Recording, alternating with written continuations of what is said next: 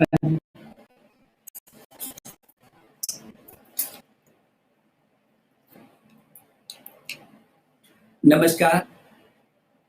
प्रिय छात्र और छात्राओं, जैसे कि कुछ दिन से मैंने आपसे आग्रह भी किया था कि हम लोग बहुत जल्दी मिलेंगे और आपके बहुत सारे मन में कुछ प्रश्न भी होंगे, बहुत सारे सुझाव भी होंगे। तो हम लोग बातचीत करके वो जो ये कठिनाई है, इस कठिनाई से कैसे उससे उबर सकते हैं। तो आप के समय-समय पर चर्चा भी होती रही है, संदेश भी आपको मिलता रहा है और इससे पहले सभी से मैंने भी की थी पीछे के समय में और मैं ये समझता हूँ कि जहाँ अभिभावकगण से बात हुई, उससे पहले हम लोगों ने सभी देश के कुलपतियों से जो केंद्रीय विश्वविद्यालय के कुलपति थे, उनसे भी लगभग 5 घंटे ऐसे सीधा संवाद किया था। आईआईटी के डायरेक्टर से संवाद किया था। तो लगभग हम लगातार संवाद भी करते जा रहे हैं और मेरे मन में आया कि क्योंकि आप भी ऐसी कठिनाई से होकर के गुज़र रहे हैं और आप क्या हर व्यक्ति, देश और देश की पूरी दुनिया, आप सबको मालूम है कि पूरी दुनिया इस भय से गुज़र रही है और किसी ने सोचा भी नहीं होगा कि पूरी दुनिया को कोरोना की इस सीमा तक की चपेट में आना पड़ेगा और दुनिया के बड़े से बड़े देश, छोटा सा छोटा देश इस समय बेहद नाजुक स्थिति से गुज़र रहा है और हिंदुस्तान भी उससे छूटा नहीं है, लेकिन हमारा सौभाग्य है कि हमारे देश के प्रधानमंत्री जी ने समय रहते हुए ऐसे निर्णय लिए जिससे कि आज 130 करोड़ लोगों का ये देश जो दुनिया का सबसे बड़ा लोकतांत्रिक देश है, ये देश कुछ एक के और इस कोरोना की महामारी के संकट का सामना करने में काफ़ी कुछ सफल भी हुए हैं और ये इसमें आपकी बहुत सहभागिता है। विशेष करके मेरे छात्र-छात्राओं की, अध्यापकों की, अभिभावकों की बहुत बड़ी इसमें भूमिका है क्योंकि इस देश में यदि मैं समझता हूँ कि 1000 से भी अधिक विश्वविद्यालय हैं, 45,000 से अधिक डिग्री कॉलेज हैं, 15-16 लाख स्कूल हैं, 1 करोड़ से भी अधिक अध्यापक हैं और तो अमेरिका की जनसंख्या से भी बढ़कर के 33 करोड़ से भी अधिक इस देश की छात्र और छात्राएँ हैं। तो स्वाभाविक ही है कि इतना बड़ा परिवार, दुनिया का सबसे बड़ा परिवार है ये शिक्षा का और इसलिए छात्र-छात्राओं ने जिस तरीके से पूरी ताकत के साथ संयमित होकर के जो प्रधानमंत्री जी के आह्वान का पूरे देश ने एकजुट होकर के और संगठित होकर के ये दिखाया है कि नहीं देश पर, व्यक्ति पर, समाज पर कभी भी कोई संकट आएगा तो पूरा देश उस संकट से निपटने के लिए एकजुट खड़ा है और आपने बड़ी देश के सभी छात्र-छात्राओं का इस दिशा में आभार भी प्रकट करना चाहता हूँ, धन्यवाद भी देना चाहता हूँ कि न केवल आपने अपनी को सुरक्षित रखा है बल्कि अपने पूरे परिवार को भी इस महामारी से बचा करके रखा हुआ है। मैं आगे भी अनुरोध करूँगा कि आप इसी तरीके से क्योंकि कुछ समय का संकट है, ये परेशानी कुछ दिनों की परेशानी है। यदि इस परेशानी का हमने ठीक से मुकाबला कर लिया, तो जीवन बचेगा और राष्ट्र फिर प्रगति के शिखर को चूमेगा और इसलिए ये चुनौती हम सबके सामने कि जिस तरीके से योद्धा के रूप में आदि चुनौती को मुकाबला कर रहे हैं और वो योद्धा जो प्रत्यक्ष रूप में चाहे वो डॉक्टर हो, नर्स हो, सफाई कर्मी हो, सुरक्षा कर्मी हो, तमाम लोग स्वयंसेवी संगठन हो जो पूरी योद्धा की तरह आने के लिए जुटे हुए रात दिन एक कर रहे हैं, उनका भी हम समय-समय पर अभिनंदन करें, ये भी मेरा आपसे अनुरोध है और मुझे भरोसा है कि आप इस दिशा में सक्रिय भी होंगे, सजग भी होंगे और आप उतने ही संवेदनशील भी होंगे। मैं आपकी कठिनाइयों को समझ सकता हूँ इसलिए मैंने पिछली बार सभी अध्यापकगण से अभिभावकगण से मैंने अनुरोध किया था कि वो आपकी मदद करें कि आप घर पर मुक्त तरीके से रह सकें, ज़्यादा तनाव से होकर ना गुज़रें और हमने कोशिश की कि ऐसे वातावरण में जहाँ आपको लगेगा कि अब समय बढ़ रहा है तो हमको कुछ न कुछ करने को चाहिए, तो हमने कुछ ऑनलाइन यथासंभव कोशिश की कि हम आपको ऑनलाइन कुछ पाठ्यक्रम उपलब्ध करा सकें। तो मैं समझता हूँ कि अब मैं सीधे आपके साथ संवाद कर रहा हूँ। मुझे अ, अच्छा लग रहा है कि आप पूरे देश के छात्र जुड़ी हैं और मुझे बताया गया कि जगह-जगह से सूचनाएँ आ रही हैं कि अभिभावकगण भी हमसे जुड़े हैं और बहुत सारे अध्यापकगण भी हमसे जुड़े हुए हैं। तो मैं यदि सवाल शुरू करूँ आपके सवालों का जवाब देना या आपके कुछ सुझाव तो मैं शुरू करता हूँ क्योंकि अभी मेरे सामने शुभम जो नई दिल्ली से ही है। शुभम ने कहा कि लॉकडाउन अवधि के दौरान होने वाली शैक्षणिक हानि से निपटने के लिए सरकार सीबीएसई की क्या तैयारियां हैं और क्या उनकी योजनाएं कटौती करे है। शुभम, जो आपको मालूम है कि सीबीएसई की ने जो निर्णय लिया था, वो सीबीएसई में ये निर्णय लिया गया था कि जो 1 से लेकर के और 8 तक इनको पदोन्नत कर दिया जाएगा और साथ में जो 9वीं है और 11वीं की कक्षा है, उसको आंतरिक मूल्यांकन के आधार पर उनको भी पदोन्नति दी जाएगी, दूसरी कक्षा में उनको उसके आधार पर। और जहाँ तक पेपर्स बच गए थे उनकी और इंटर के जो बचे हुए प्रश्न पत्र हैं उनके बारे में ये कहा गया कि वो जब स्थिति सामान्य होगी तो उनकी परीक्षाएं कर दी जाएंगी। तो मैं ये समझता हूँ कि जो आपने कहा कि क्या तैयारी करनी चाहिए, किन परीक्षाओं की तैयारी करनी चाहिए और प्रवेश परीक्षा के लिए मुझे किस प्रकार तैयारी करनी चाहिए। क्योंकि आपने कहा कि मेरे को 9वीं में और 10वीं में और 11वीं में और 12वीं में आपके स्वाभाविक ही है आपकी जिज्ञासा। तो मैं ये समझता हूँ कि सीबीएसई बोर्ड ने जो निर्णय लिया वो सब आपके सामने है और भी है और जहाँ ये जो परीक्षाओं की कॉपियां हैं उनको भी उनकी जांच का काम बहुत जल्दी शुरू हो रहा है और सीबीएसई उसकी पूरी तैयारी कर रही है। भव्या, जी भव्या बताइए क्या कह रही हैं आप?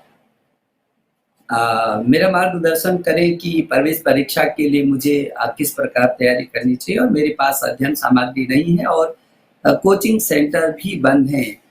भव्या, आप 11वीं कक्षा की मध्य प्रदेश की छात्रा हैं और आप कह रहे हैं कि प्रवेश परीक्षा की क्या तैयारी करनी है और आपके पास नहीं है। कक्षा की आप छात्र हैं, मुझे भरोसा है कि 11वीं की आप छात्र हैं तो आपका परीक्षा परिणाम आपके पास आ गया होगा, जरूर आप पास हो गए होंगे, मेरी आपको शुभकामना। लेकिन आप कह रही हैं कि आपके पास सामग्री नहीं है। आपको तो सब मालूम है कि हमने ऑनलाइन पोर्टल पर स्कूली शिक्षा में दीक्षा है, दीक्षा पोर्टल पर आपको पर्याप्त सामग्री मिल रही है और यदि मैं कहूँगा कि दीक्षा पर 80,000 से भी और भी सवाल ऐसे आए हैं, मैं उन सभी के सवालों का भी और जिनके मन में ऐसे प्रश्न होंगे कि किस तरीके से है और कहाँ से सामग्री हमको मिले, तो मैं स्कूली शिक्षा के लिए विशेष करके कहना चाहता हूँ कि दीक्षा पोर्टल पर हमारे पास 80,000 से भी अधिक पाठ्य सामग्री है और वो कई भाषाओं में भी है। तो आप उसका उपयोग कर सकते हैं और अभिभावक कर सकते हैं, अध्यापकगण कर सकते हैं और आप उसका उपयोग कर सकते हैं। और इतना ही नहीं तो जहाँ दीक्षा पोर्टल हमारा बहुत एक्टिव है और विभिन्न राज्यों ने उस पोर्टल पर अपनी भी सामग्री डाली है उस दीक्षा पोर्टल पर।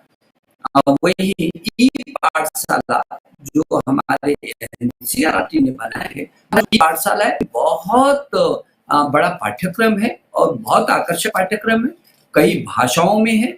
और यदि मैं ई पाठशाला की आपको बात करूं तो वो 1 से लेकर के 12वीं कक्षा तक के संपूर्ण पाठ्यक्रम सामग्री उसमें है, जिसमें वीडियो 2000 तो उसमें वीडियो है, 1886 उस पे ऑडियो है और ई बुक 996 से भी अधिक उस पे ई बुक है। तो मैं ये समझता हूँ कि ये 2 ये दो के अलावा यदि मैं आपको ये कहूँ कि मुक्त शैक्षणिक संस्थानों का राष्ट्रीय भंडार जो हमारे पास वो प्लेटफॉर्म है, उसको भी आप देखेंगे तो 14,000 से भी अधिक तो उसपे फाइलें हैं और उन 14,000 फाइलों में 401 तो संग्रह हैं, दस्तावेज 2,780 दस्तावेज हैं, 6,000 से भी अधिक वीडियो हैं, 1,500 से भी अधिक उसपे ऑडियो हैं और 2,500 से भी अधिक उसमें खूबसूरत तमाम प्रकार के चित्र हैं जिसका आप उपयोग कर सकते हैं। और इतना ही नहीं तो संवादात्मक जो शैली में है उसके भी टुकड़े हैं, 1,500 से भी वो अधिक टुकड़े हैं। तो मैं ये कहूँगा आपको कि आपके पास पढ़ने की कोई कमी नहीं है। आइए आप उस पोर्टल पर जाकर के अपने प्रकार की सामग्री को आप कर सकते हैं और आपको पूरी मदद मिलेगी। जी विकास जी, विकास उत्तराखंड से हैं और विकास जी, मैं अर्थशास्त्र में स्नातक की पढ़ाई कर रहा हूँ, कृपया हमें बताएं कि कॉलेज कब खुलेंगे, कक्षाएं कब प्रारंभ होंगी।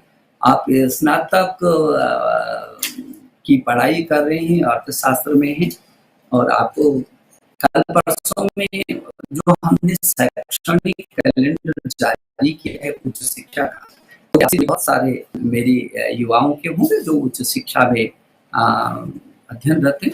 जो शैक्षणिक कैलेंडर जारी किया उसमें विशेष करके ये कहा है कि हम जुलाई से, क्योंकि जो परिस्थितियां इस समय चल रही हैं उन परिस्थितियों को देखें तो हम 1 जुलाई से अब वो परीक्षाएं करेंगे और 1 जुलाई से वो परीक्षाएं होकर के और अगले अगस्त से नया सत्र शुरू कर देंगे और जुलाई लास्ट तक कोशिश ये करेंगे कि उन सभी प्रश्न पत्रों का, सभी कक्षाओं का परीक्षा परिणाम भी घोषित हो। साथ में ये भी कहा है सारे देश के, चाहे हमारे कुलपतिगण हैं, सभी महाविद्यालय हैं और सभी शिक्षा विभाग, उनसे ये अनुरोध किया है कि वो ये भी देखें कि किस स्थान पर क्या परिस्थितियां हैं। यदि ये लगता है कि जुलाई में भी कुछ ऐसे स्थान हैं जो अभी इस त्रासदी से उबर नहीं पाई हैं, तो उनके लिए विशेष प्राविधान हमने किया है और उसके लिए विशेष प्राविधान ये क्या है, जो रेड जोन से उबर नहीं पाएंगे उनके लिए जो सेमेस्टर सिस्टम पहले वर्ष का हो उसमें मूल्यांकन करके उसको उत्तीर्ण करेंगे, जो दूसरे, तीसरे, चौथे, 5वें वर्ष का होगा फाइनल परीक्षा तो हम परीक्षा करेंगे, लेकिन उसके बीच के जो भी सेमेस्टर होंगे उसमें उस वर्ष का 50% का आंतरिक मूल्यांकन प्लस उससे पहले की जो क्लास में उसके जितने अंक आए उसका औसत मूल्यांकन करके उसको हम पदोन्नति देंगे और अंत में हम लोग उसके बारे में निर्णय लेंगे, उसको उसका रिजल्ट घोषित करेंगे और अलग से हर विश्वविद्यालय यूजीसी ने एक टास्क फोर्स, कोविड-19 टास्क फोर्स बनाया है और उसके तहत हर विश्वविद्यालय को कहा है कि वो एक ऐसा प्रकोष्ठ गठित करे जहां सब छात्रों की किसी भी प्रकार की यदि कोई समस्या है तो समस्या उस पर जाए और उसका तत्काल वो समाधान करे। तो मैं समझता हूँ आपको, आप सहित सारे जितने भी मेरे उच्च शिक्षा के छात्र छात्राएं हैं उनको ये कैलेंडर और जितना भी है तो आप यूजीसी की साइट पर जाकर के वो सब सूचना। अश्वनी जी उत्तर प्रदेश फर्रुखाबाद से। जी अश्वनी जी, आप कह रहे हैं कि ग्रामीण क्षेत्रों से संबंध रखने वाले कई विद्यार्थियों को लॉकडाउन के कारण होने वाले नेटवर्क की परेशानी है और अधिकांश छात्र छात्री की सामग्री छूट गई है और उनके लिए उपाय बताएं। आपकी दूसरी समस्या, आपने कहा कि विद्यार्थियों को जो लॉकडाउन करने के कारण और नेटवर्क की परेशानी है और कुछ छात्र ऐसे होंगे जो कह रहे हैं कि उनका छात्रावास में किसी पठन सामग्री, जब आप गए होंगे तो जो अपना पाठ्यक्रम तो साथ लेकर के गए ही होंगे और नहीं तो अब सब दुकानें भी खुल गई हैं और आप ज़रूर उन किताबों को ले लीजिए। जहाँ तक नेटवर्क की आपने बात की, बात सही है। दूरस्थ ग्रामीण क्षेत्र में कई बार नेटवर्क नहीं आ पाता है, थोड़ा-सा कठिनाई होती है। लेकिन उसके लिए तो आपको मालूम है, हम लोगों ने कई प्रकार के विकल्प दिए हैं। जिसकी मैं अभी बात कर रहा था दीक्षा और जो स्कूली शिक्षा के लिए दीक्षा दीक्षा के साथ-साथ तो ई-पाठशाला अन्य चीज़ें हैं। वहीं हम लोगों ने कोशिश की कि स्वयं प्रभा। आपको तो मालूम है कि स्वयं और स्वयं प्रभा स्वयं पर भी वो दुनिया का सबसे बड़ा ऑनलाइन प्लेटफ़ॉर्म है जिसमें अ, हज़ारों पाठ्यक्रम हैं और स्कूली शिक्षा के भी उसपे पाठ्यक्रम हैं, उच्च शिक्षा के हैं, तकनीकी शिक्षा के हैं और जो स्वयं प्रभा है, स्वयं प्रभा के हमारे 32 चैनल हैं, टीवी चैनल, जो चौबीसों घंटे डीटीएच पर हैं ये चैनल और दूरदर्शन पर आपको दिखाई देगा। यदि आपको नेट की समस्या है, तो वो आपको दूरदर्शन पर दिखाई देंगे, डिश टीवी पर होंगे, टाटा स्काई पर होंगे, एयरटेल टीवी पर होंगे। तो आपको कई प्रकार के विकल्प दिए हैं। यदि आपके पास इंटरनेट नहीं है, तो टेलीविज़न तो होगा। तो टेलीविज़न यदि है, तो आप अपने चौबीसों घंटे आप ये जो चैनल अलग-अलग करके हैं, जिसमें एनआईओएस ने तमाम पाठ्यक्रम दिए हैं, सीबीएसई बोर्ड ने अपने दिए हैं, जिसमें एनसीईआरटी ने तमाम अपने पाठ्यक्रमों को डाला है। तो आपके लिए किसी प्रकार की कोई कठिनाई नहीं होगी। मेरी शुभकामना है कि आप उसका पूरा उपयोग करेंगे। जी। जम्मू से तनिषा तनिषा शर्मा। जी तनिषा, मैं 12वीं कक्षा की छात्रा हूँ। मेरी भूगोल की परीक्षा अभी नहीं हुई है। हर पल 24 घंटे घर पर साथ रहने वाले मेरे माता-पिता मुझे पढ़ाई के लिए कह रहे हैं। मैं पहले से 4 बार उसको पढ़ चुकी हूँ। मुझे बहुत चिढ़ हो रही है। तनिषा के यदि माता-पिता मुझे सुन रहे होंगे, तो प्लीज़ मैं आग्रह कर रहा हूँ कि तनिषा को बहुत दबाव ना दें और तनिषा तुमने 3-4 बार पढ़ लिया, तो और चीज़ों को पढ़ो। तुम्हें भरोसा है कि एक विषय आपका रह गया, उसको तुम अच्छी तरीके से कर लोगी। मैं समझ सकता हूँ कि वो बार-बार कहते होंगे बैठो, तो उनको ये कहिए कि एक ही विषय नहीं मैं और विषयों को भी पढ़ूँगी, क्योंकि आपको जैसे मैंने अभी कहा कि ऑनलाइन पर हम कोशिश कर रहे हैं कि सभी प्रकार की और भी सामग्री आपको उपलब्ध हो जाएगी। तो आप तनाव में मत रहिए और चिड़चिड़ाहट भी मत करिए और आपके ज़रूर मुझे सुन रहे हैं, मैं उनको निवेदन भी कर दिया है और वो आपकी पूरी मदद करेंगे और भी अभिभावकों से मैं कहना चाहता हूँ कि थोड़ा-सा इस समय मेरे छात्र-छात्राओं का मदद करिए आप, सहयोग दीजिए। उनका मानसिक अ, बल बढ़ा करके रखिए, उनको ताकत दीजिए, उनके साथ मस्ती के साथ भी उनको रहने दीजिए, क्योंकि पढ़ाई तो उन्होंने करनी ही करनी है, लेकिन तो भी हमने विकल्प में कुछ कोर्स कम करके ये कहा है कि वो पढ़ाई कर लें और इसीलिए ऑनलाइन आपको भी कठिनाई हो रही होगी, जो नीचे स्कूली शिक्षा में नीचे की विभाग का है, मुझे मालूम है, मैं लगातार आप लोगों से सबसे संवाद पर भी बना रहता हूँ और सूचनाएँ भी लेता रहता हूँ। थोड़ा-सा आपको कठिनाई हो रही होगी, लेकिन उस पाठ्यक्रम को भी हमने थोड़ा-सा कम किया है, क्योंकि आप ही की शिकायत थी कि बच्चा दिन भर में क्या करेगा, परेशान हो रहा है, उसको कुछ न कुछ तो पढ़ने के लिए चाहिए। तो हम लोगों ने ये निर्णय लिया कि वो समय भी खराब ना हो और हमारा जो छात्र-छात्रा है, उसका वो बहुत प्रखर है, वो बहुत मेहनती है और उसको हम कैसे करके पाठ्यक्रम दे सकते हैं, ये हम लोगों ने कोशिश की। तो प्लीज़ आप थोड़ा-सा बच्चों का ध्यान रखिए और मुझे भरोसा है कि आप ज़रूर ध्यान रख हमारे सभी छात्र-छात्राओं का, अपने बच्चों का। जी। दत्तात्रेय देशमुख जी, पुणे, महाराष्ट्र। आप कह रहे हैं कि नवोदय विद्यालयों के प्रवासी विद्यार्थियों को उनके संबंधित राज्यों और घरों में भेजने के लिए क्या है जबकि वे केवल 9वीं कक्षा के छात्र हैं जो प्रवास के कारण यहाँ हैं, वो आपसे सहायता की उम्मीद करते हैं।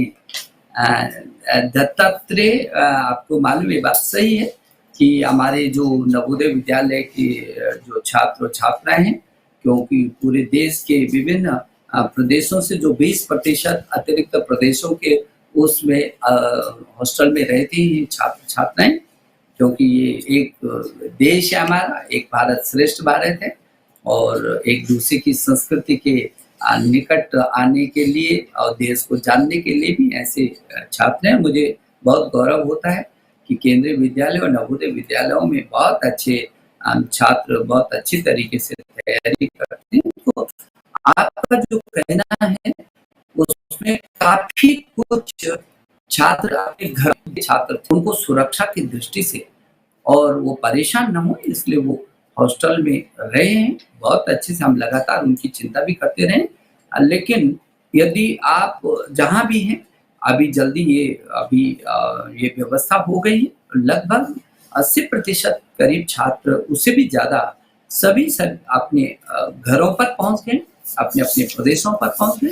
जो कुछ छात्र हैं उनकी भी व्यवस्था की जा रही है। आप बिल्कुल परेशान ना हों, और ऐसा नहीं है कि आपको नहीं सुन रहे हैं। हमारे सभी डायरेक्टर, सारे प्रिंसिपल, सब लोग जुटे हुए हैं। मैं भी जुटा हुआ हूँ आपके लिए। मेरे राज्य मंत्री जो संजय जी हैं, वो आपकी अतिरिक्त मदद करते रहते हैं कि रोज चिंता करते हैं। सुबह उठकर सबसे पहले आपके प्रिंसिपल को बात करते हैं, हॉस्टल में क्या हो रहा है, बच्चे सब ठीक है कि नहीं, खुश हैं कि नहीं, दिक्कत तो नहीं है। तो ऐसा नहीं, आपकी खूब चिंता हो रही है। प्रधानमंत्री जी लगातार मुझसे पूछते रहते हैं, सब बच्चे ठीक हैं? आपको तो मालूम है प्रधानमंत्री जी कितनी चिंता करते हैं आप लोगों की, और इसलिए आप के मन में नहीं आती, उनकी कोई चिंता नहीं कर रहा है। रवि, NIT आंध्र प्रदेश, जी रवि, आपने बताया था कि शैक्षणिक वर्ष 20 और 21 के लिए IITS और IITS फीस में, IIT और NIT, अच्छा, फीस में कोई बढ़ोतरी नहीं की गई है। क्या मैं जान सकता हूँ कि क्या NITS पर ये लागू है? नहीं रवि, NIT और IIT को हम लोग कोशिश की। आपको तो मालूम है कि हमारे IIT बिल्कुल अपने में समर्थ संस्थाएं हैं और स्वायत्तता युक्त हैं। तो उनका अलग बोर्ड होता है, वो अपने निर्णय लेते हैं, उनके निर्णय लेने का उनको पूरा अधिकार है। तो भी हमने सभी NIT को और सभी IIT को ये कहा है कि ये जो महामारी है, इस महामारी के चलते वो ये कोशिश करें, हर हाल में कोशिश करें कि जो प्रति वर्ष वो फीस को बढ़ाते हैं, वो फीस ना बढ़ाएं। और IIT परिषद के अध्यक्ष जो इसरो के पूर्व चेयरमैन रहे हैं राधाकृष्णन जी, उनसे भी मैंने अनुरोध किया था कि एक बार सभी निदेशक गण से वो बातचीत भी करें और मेरा आग्रह उन तक पहुंचाएं कि ऐसे समय में जबकि पूरी दुनिया ऐसे भीषण तम समय से गुजर रही है और पूरा देश प्रभावित है, मेरा अभिभावक प्रभावित है, मेरा छात्र प्रभावित है, आम आदमी उससे प्रभावित है। तो ऐसे वक्त में इस वर्ष जो वो प्रतिवर्ष फीस की बढ़ोतरी करते हैं, तो मैंने कहा था कि इस वर्ष ये बढ़ोतरी तो मुझे होगी, और ये कोशिश करें कि वो जो हर वर्ष फीस को बढ़ाती है, उस फीस को इस सत्र में न बढ़ाएं। मुझे भरोसा है कि जो आपने पूछा है रवि, आपकी भावनाओं का सम्मान होगा। जी, अंतरराष्ट्रीय छात्र UAE से पंकज कवातरा, जी पंकज, 12वीं कक्षा का छात्र हूँ और मैं UAE में पढ़ता हूँ। मैं जानना चाहूंगा कि क्या CBSE अंतरराष्ट्रीय छात्रों की कम करने वाला है, क्योंकि भारत में अन्य देशों की तरह संयुक्त अरब अमीरात जैसे देशों में कोरोना वायरस के कारण लॉकडाउन सितंबर तक है। इससे शिक्षकों के लिए और साथ ही छात्रों के अध्ययन के लिए निर्धारित पाठ्यक्रम का अंश पूरा करना बहुत कठिन है। यूएई से मैं आपका स्वागत कर रहा हूँ। मुझे इस बात को कहते हुए खुशी है कि हमारे सीबीएसई के पूरी दुनिया में लगभग 25 देशों के हज़ारों विद्यालय हैं 25 देशों में, और जैसे वो एक बहुत एक उत्सुकता का भी और एक गरिमा का बोर्ड है, और उसी बोर्ड से आप भी वहाँ पर यूएई में पढ़ रहे हैं। अभी आपने सुना होगा मुझे कि सीबीएसई ने जो निर्णय लिए हैं, सीबीएसई बोर्ड है हमारे, वो निर्णयों को आप अवगत हो गए। लेकिन हाँ, आपने कहा है कि सितंबर तक वहाँ पर लॉकडाउन हो गया है, और अब कैसे करके वो करेंगे। हम लोग एक कोशिश करेंगे एक बार सीबीएसई बोर्ड के साथ बैठ करके कि दुनिया में तमाम जो हमारे वो विद्यालय हैं सीबीएसई बोर्ड के, उन क्या और ले, लेकिन आपको तो मालूम है कि हम लगातार ये जो पाठ्यक्रम है हमारे अध्यापक रेगुलर पढ़ा रहे हैं, और जो भी पाठ्यक्रम रह गया है उसको पूरा कर रहे हैं। तो आप कोशिश करिए कि आप अपने आपके अध्यापकगण भी मुझको ज़रूर सुन रहे होंगे, और सीबीएसई बोर्ड के चेयरमैन भी सुन रहे होंगे, और मेरे सभी अधिकारी भी मेरे साथियों की जुड़े हैं, वो भी मेरे को यहाँ पर सुन रहे होंगे। तो मैं उनसे भी कहूँगा कि जो आपकी भावनाएँ हैं उसका सम्मान वो करेंगे, और जल्दी से जल्दी इस बारे में जो मेरे विदेशों में सीबीएसई बोर्ड उनके बारे में, उन अलग-अलग देशों की अलग-अलग स्थितियाँ हैं, उन अलग-अलग देशों में अलग-अलग स्थितियों में क्या निर्णय लिया जा सकता है, उस देश के राजदूत के साथ बात करके, वहाँ के शिक्षा मंत्री के साथ में स्वयं बात करके वो क्या हम कर सकते हैं। यूएई की शिक्षा मंत्री जी का अभी कुछ दिन पहले मुझे दूरभाष पर चर्चा हुई थी, और उन्होंने कहा था कि हमको कुछ मदद चाहिए, ऑनलाइन मदद चाहिए, जिसमें हमने उनको कहा कि स्वयं स्वयं प्रभा है, तमाम प्लेटफॉर्म में आकर वो अपने देश के लिए, अपने छात्रों के लिए उसको उपयोग है। काफ़ी उनसे बातचीत हुई, लेकिन जो आप कह रहे हैं केवल यूएई नहीं है, बल्कि और भी देश हैं, उनके साथ में मिल करके इसका समाधान करेंगे। मेरी शुभकामना, आप सुरक्षित रहें वहाँ पर। जी, तनिषी यादव, तनिषी क्या कहना है? मुझे एनसीईआरटी की किताब नहीं मिल रही है, हमने गृह मंत्रालय से आग्रह आपको एनसीईआरटी की किताब क्यों नहीं मिल रही है? किताबें तो सब जगह पहुँच रही हैं। और मैं एक बार आदि कर रहा था, क्योंकि गृह मंत्री जी से हमने अनुरोध किया था, और मैं उनका आभार प्रकट करना चाहता हूँ कि गृह मंत्री जी ने तत्काल निर्णय लिया और कहा कि नहीं, मेरी छात्र-छात्राओं को सबसे पहले पुस्तकें मिलनी चाहिए। और हम लोगों ने जो पुस्तकों की दुकानें थी उसके खोलने के माननीय गृह मंत्री अमित शाह जी ने बाकायदा निर्देश जारी किए गृह मंत्रालय से, और जितनी मेरे को जानकारी है कि सभी जगह ये किताबें उपलब्ध हो रही हैं, मिल रही हैं, लेकिन हाँ, सामाजिक दूरियां ये बहुत अपनी सुरक्षा के लिए, अपने परिवार की सुरक्षा के लिए। और आप जाइए, यदि नहीं होगा तो आप बताइए कि आपको कहाँ पर नहीं मिल पा रही है, तो हम फिर उस जिले के जिलाधिकारी से बात करेंगे, उस प्रदेश के मुख्यमंत्री से भी बात करेंगे, और जब यदि कोई ऐसी समस्या आ रही होगी तो आप प्लीज़ बताइए। और मंत्रालय के भी आप साइट पर कर सकते हैं, मेरे ट्विटर पर भी आप सूचना कर सकते हैं। लेकिन मैं कहना चाहता हूँ कि सीबीएसई बोर्ड की सभी पुस्तकें, एनसीईआरटी की जितनी पुस्तकें, वो सब हर प्रदेश तक पहुँच गई। सीबीएसई के डायरेक्टर से भी मेरी बातचीत हुई, और मुझे एनसीईआरटी के डायरेक्टर ने भी अवगत कराया कि उन्होंने सब पुस्तकें सब प्रदेशों तक पहुँचा दी है। जी, अतुल लखनऊ, कक्षा 9 के छात्र में मुझे मार्च के अंतिम सप्ताह में क्रिकेट सीखने और स्टेशन से बाहर जाने के लिए स्पोर्ट्स क्लब में शामिल होने की योजना थी, लेकिन यहाँ मैं घर पर हूँ, उदास महसूस कर रहा हूँ। बिल्कुल आप उदास मत होइए। माता, भाई, चाचा, ताऊ, नाना, नानी, दादा, दादी, कितना बड़ा परिवार है। तो अड़ोस-पड़ोस में सबसे बात करते रहिए ना। और ये तो कैसा अवसर है, बहुत अच्छा अवसर है। इतना अच्छा अवसर है ये, आप पुरानी कहानियों को सुनिए, आप अपनी डायरी ज़रूर लिख रहे होंगे। मैं छात्रों से अनुरोध करूँगा कि ये 100 साल के बाद इतना बड़ा संकट आया है। 1918 में पहली बार हुआ था जब सारा विश्व ऐसे महामारी को उसने झेला था।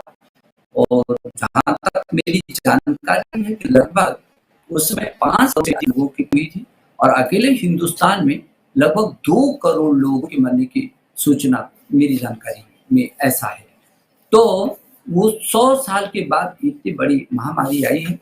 अपने स्वास्थ्य से, अपने जीवन से बिल्कुल खिलवाड़ किसी को भी नहीं करना है, न परिवार को संकट में डालना है। कुछ दिन का ये समय है। कठिनाई ज़रूर, जब कोई संकट आता है तो कठिनाई के लिए तो आता है, उस कठिनाई में बचना पड़ता है, उसको ताकत के साथ उसका कठिनाई का मुकाबला करना पड़ता है। तो मेरा अनुरोध रहेगा कि आप वो पढ़िए। और पुस्तकों का अभी कुछ दिन पहले हम लोगों ने माई बुक को माई फ्रेंड ये भी कहा था कि सबसे ज़्यादा मित्र हमारी पुस्तक हमारी होती है। तो आप अपनी सबसे अच्छा मित्र चुने इस बीच। तो मुझे भरोसा है कि आपने भी अपना सच्चा मित्र चुना होगा और उसको फोटो के साथ मेरे ट्विटर पर उसको करिए, ताकि मैं भी जानूं कि आपने कौन सा मित्र अपना बनाया है। पूरे देश के, वो चाहे नेता हूँ, अभिनेता हूँ, प्रशासनिक सेवा के हूँ, वैज्ञानिक हूँ, आपने मित्र को इस बीच चुना। मुझे खुशी है कि सब लोगों ने सबसे पहले अमिताभ बच्चन जी ने उस अपनी पुस्तक के साथ हमको टैग किया था और कहा था कि मैंने अपने मित्र को चुन लिया है निशंक जी, और ये मित्र है मेरा, मुझे अच्छा लगा। और सारे लोगों ने, शिक्षाविद हों, छात्र हों, वैज्ञानिक हों, राजनीतिक क्षेत्र के लोग हों, सभी छात्र छात्राओं ने छोटे-छोटे वीडियो तक भी मुझे भेजे हैं कि हमने ये पुस्तक है और इसको हमने अपना मित्र बनाया है और इसमें हम अपने मित्र को हमेशा साथ रखेंगे। तो मुझे खुशी है कि उन्होंने इस अभियान में बहुत अच्छी तरीके से अपने को जोड़ा है और अभी ये अभियान जारी है। आप और लोगों को भी कह सकते हैं, आप भी जो है इस बीच बहुत अच्छी सी किताब ज़रूर पढ़ेंगे, मुझे ऐसा भरोसा है। जी, जय मिश्रा, पुणे। जी, मानव संसाधन विकास मंत्रालय कोविड महामारी के कारण उत्पन्न हुए शैक्षणिक अंतराल को पाटने की किस प्रकार योजना बना रहे हैं? संकट काल समाप्त होने पर आप शिक्षा का क्या भविष्य देखते हैं? आपने कहा कि इस महामारी के कारण उत्पन्न जो शैक्षणिक अंतराल है पाटने में मंत्रालय क्या कर रहा है? जय, आपको तो मालूम है, अभी मैंने कुछ समय पहले से ये कहा है और लगातार कहा है कि उसको पाटने के लिए हमने कई प्रकार से स्कूली शिक्षा में, तकनीकी शिक्षा में, उच्च शिक्षा में और विभिन्न प्रकार की शिक्षा में कौन-कौन क्या-क्या कर सकता है, इस भी एक तो हमने उसमें प्रतिस्पर्धा करवाई है। पाठ्यक्रम के लिए जो जैसे उच्च शिक्षा में काफ़ी कुछ पाठ्यक्रम हो गया था, लेकिन जो बचा हुआ था वो आप इंजीनियरिंग स्नातक है ना, तो आप है हमने उसके लिए भी अलग से गाइडलाइन जारी की और एक हेल्पलाइन अलग से इंजीनियरिंग के छात्रों के लिए बनाई है।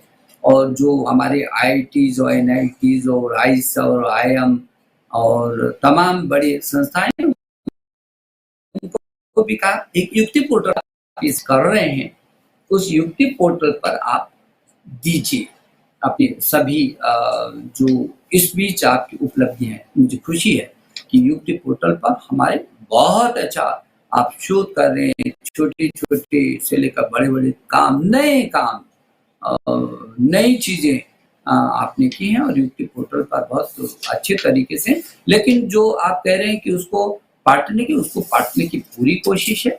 हम आपका वर्ष खराब नहीं होने देंगे, हमारी भरसक कोशिश है। इसलिए आप तो यदि देखेंगे तो ये जो स्वयं है, स्वयं पर 1900 पाठ्यक्रम, लगभग 2000 पाठ्यक्रम में, और कितना उस पर आपके लिए सामग्री है। एआईसीटी ने बहुत अच्छे तरीके से बहुत सारी चीज़ों को इंजीनियरिंग के छात्रों के लिए किया है।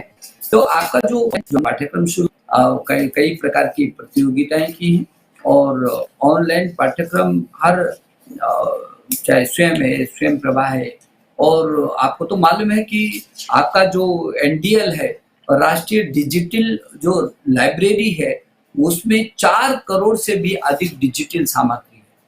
तो इतनी समर्थता है हमारे पास। मुझे भरोसा है कि आप उसका उपयोग कर रहे होंगे और आप इसकी चिंता मत करिए। हम समय को कोशिश कर रहे हैं कि हम किसी तरीके से वो जो समय है उसको हम पार सकें।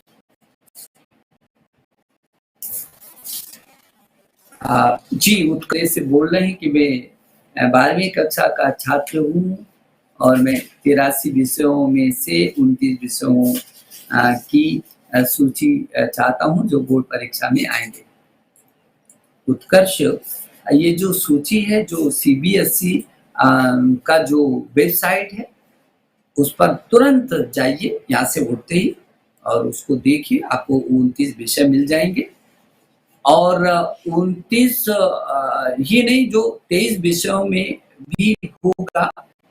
और सीबीएसई परीक्षा में आपको तो मालूम है कि हमसे तो 83 पेपर रह गए हैं, 83, लेकिन ये सब वैकल्पिक हैं। केवल 29 जो मूल विषयों के हैं।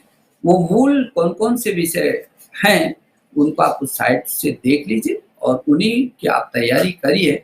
शेष का जो शेष प्रश्न पत्र हैं, जो वैकल्पिक हैं, उनको हम आंतरिक मूल्यांकन के आधार पर जैसे और कक्षाओं के साथ में, वैसे उसके साथ से उन विषयों के साथ होगा।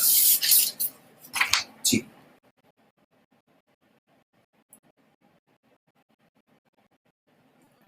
जी सुभाष अभी कक्षा में पढ़ता हूँ। मेरा सेंटर उत्तर पूर्वी दिल्ली में है। मैं पहली अर्थशास्त्र और राजनीति विज्ञान की परीक्षा में सम्मिलित हो चुका हूँ, लेकिन आपके नोटिस के अनुसार 2 परीक्षाएं भी फिर से आयोजित की जाएंगी। क्या मुझे इन दोनों परीक्षाओं में फिर से सम्मिलित होने की जरूरत है? सुभाष, कोई जरूरत नहीं है। जो परीक्षाएं हो गई हैं उन परीक्षाओं में कोई जरूरत नहीं दोबारा आप सम्मिलित हो, और इसलिए आपकी जो परीक्षाएं नहीं हुई हैं उन्हीं को आपको देना है। सब विषयों में आपको सम्मिलित होने की नहीं है। तो सीबीएसई बोर्ड के भी हम 1-2 दिन में आपको बताएंगे कि हम कौन सी तिथि घोषित करते हैं। बहुत जल्दी से आज या कल में हम कोई निर्णय लेने वाले हैं कि आपकी सीबीएसई बोर्ड की किस तारीख में परीक्षा होगी। ये भी जल्दी से आपको पता चल जाएगा। जी सुदर्शन, साहिल बताइए भोपाल से। एमएससी गणित में हैं आप। सरकारी कॉलेज से संबंधित परीक्षाओं का क्या होगा?